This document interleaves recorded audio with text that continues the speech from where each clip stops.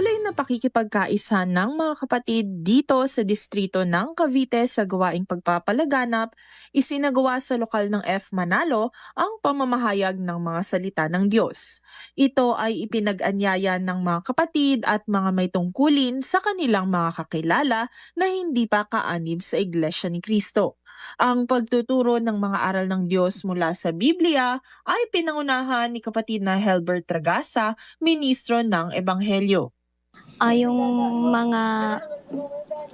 mga kayamanan po, at saka yung about po sa sakuna, kung handa po ba tayong lahat at lagi lang po tayong tumawag kay Lord and humingi sa Kanya palagi po ng gabay. Lahat po ng tao nakikinig po sa nagsasabi po sa unahan, then masaya po yung sa loob po, parang mailaw po, parang nandun po lahat yung liwanag po na binibigay sa atin ng Lord, and sobrang ganda po magsalita, nakaka-inspire po, and panigurado pong may matututunan po.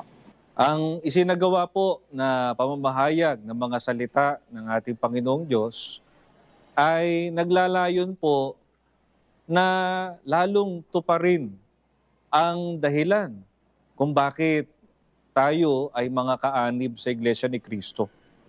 At yun po ay ang magbigay ilaw sa mga tao sa paraan na makapag-mission tayo.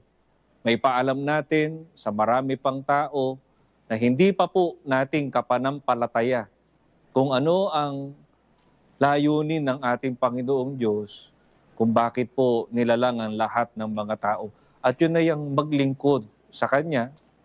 At pagdating ng araw ng kaligtasan ay magmana din po ng buhay na walang hanggan.